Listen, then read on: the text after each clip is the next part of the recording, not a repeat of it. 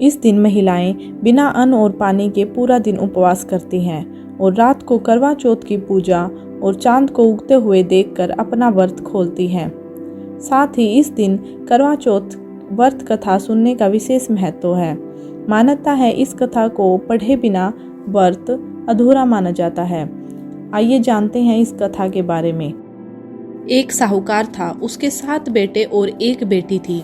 सातों भाई बहन साथ बैठकर खाना खाते थे। एक दिन कार्तिक की चौथ का व्रत आया तो भाई बोले कि आओ बहन जीम ले। उनकी बहन बोली कि भाई आज करवा चौथ का व्रत है, इसीलिए चांद निकलने पर जीमूंगी। तब भाई बोले कि क्या हमारी बहन भूखी रहेगी? तो एक भाई ने दिया लिया और एक छलनी ली। एक पेड़ के पास एक तरफ होकर दिया जलाकर छलनी ढक दी और आकर कहा कि बहन तेरा चांद निकल गया। तो वह भाभियों से बोली कि आओ भाभी अर्घ दे दे। तब भाभिया बोली कि बहन जी तुम्हारा चांद निकला है, हमारा चांद तो रात को निकलेगा। तो उसने अकेले ही अर्घ दे दिया और भाइयों के साथ जीमने बैठ गई। पहली गसी में बाल आया, दूसरी में पत्थर निकला, तीसरी गसी में बहन को लेने आ गया और बोला कि बहन का पति बहुत बीमार है, जल्दी से भेजो। तब माँ बोली कि साड़ी पहनकर ससुराल चली जा और सोने का टका पल्ले में बांध दिया और कहा कि रास्ते में कोई भी मिले उनके पैर छूती जाइयो और उनका आशीर्वाद लेते जाइयो। सब लोग रास्ते में मिले और यही आशीर्वाद देते गए कि ठंडी हो, सब्र करने वाली हो, सातों भाइयों की बहन हो, तेरे भाइयों को सुख दे। परंतु किसी ने भी सुहाग का आशीर्वाद नहीं दिया। ससुराल में पहुँचते ही दरवाजे पर छोटी ननंद खड़ी थी तो उसने उसके पैर छुए तो ननंद ने कहा सीली सुपुत्री हो, 7 पुत्रों की माँ हो, तेरे भाइयों को सुख मिले। तो यह बात सुनकर जो सोने का टका माँ ने दिया था वह खोलकर दे दिया। अंदर गई तो सासू ने कहा कि ऊपर मंडेर है, वहाँ जाकर बैठ जा। जब वह ऊपर गई तो देखा कि उसका पति मरा पड़ा है तो वह रोने चिल्लाने लगी। उसकी सासू दासियों से कहती है कि वह ऊपर पड़ी है, उसको बची हुई रोटी दे आओ। इस प्रकार मंगसिर की चौथ आई और बोली कि करवे ले लो, करवे ले लो, भाइयों की प्यारी करवे ले लो, दिन में चांद उगना करवे ले लो, ज्यादा भूख वाली करवे ले लो। तब वह चौथ माता को देखकर बोली कि मेरे को उजाड़ा है तो तू ही सुधारेगी, मेरे को सुहाग देना पड़ेगा। तब चौथ माता ने कहा कि पोष माता आएगी, वह मेरे से बड़ी है, वही तेरे को सुहाग देगी। इस प्रकार पोष माता भी आकर चली गई। माघ की, फागुन की, चैत की, बैसाख की, जेठ की, शाढ़ की, श्रावण की, भादव की, सारी चौथ माता इस जवाब देती चली गई कि अगली चौथ आएगी उससे कहियो। बाद में आश्विन की चौथ आई और कहा कि तेरे ऊपर कार्तिक की चौथ नाराज है, वही तेरा सुहाग देगी, तब उसके पैर पकड़कर बैठ जाइयो। यही कहकर वह तो चली गई। बाद में कार्तिक की चौथ आई और गुस्से में बोली कि भाइयों की प्यारी करवे ले, दिन में चांद उगना करवे ले, ज्यादा भूख वाली करवे ले। तब साहूकार की बेटी पैर पकड़कर बैठ गई और रोने लगी। हाथ जोड़कर बोली, हे चौथ माता, मेरा सुहाग तेरे हाथ में है, तेरे को देना पड़ेगा।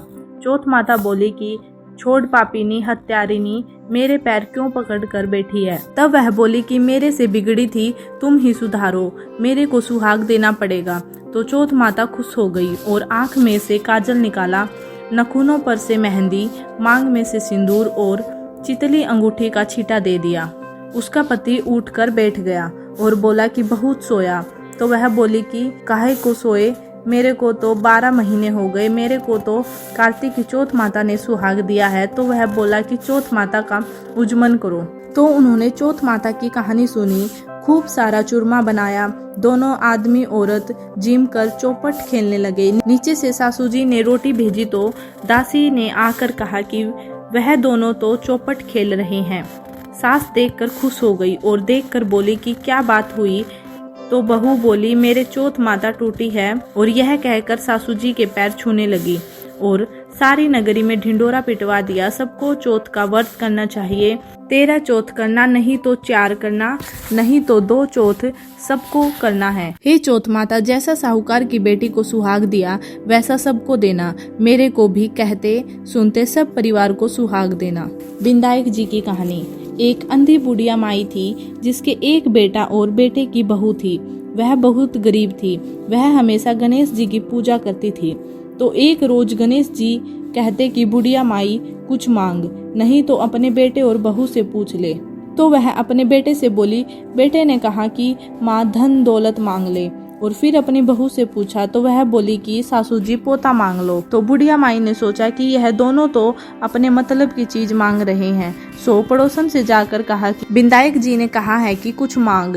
बेटा तो कहता है कि धन मांग, बहू कहती है पोता मांग लो।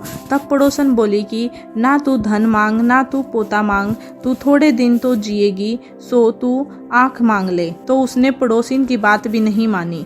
घर पर जाकर सोचा कि बेटा बहू खुश हो वह भी मांग लूं और अपने मतलब की चीज भी मांग लूं। दूसरे दिन गणेश जी आए और बोले कि बुढ़िया माई कुछ मांग। तब वह बोली कि आंख दे जिससे सोने के कटोरे में पोता दूध पीता दिखे, सुहाग दे निरोग काया दे, 9 करोड़ की माया दे, बेटा पोता पड़पोता दुनिया में भाई भतीजे सारे परिवार को सुख दे, मोक्ष दे। तब गणेश जी बोले कि माई तूने तो मुझे ठग लिया और सब कुछ मांग लिया, परंतु सब इसी प्रकार होगा। और यह कहकर गणेश जी अंतर ध्यान हो गई। बुढ़िया माई के उसी प्रकार सब कुछ हो गया। हे गणेश जी महाराज, जैसे बुढ़िया माई को दिया वैसा सबको देना।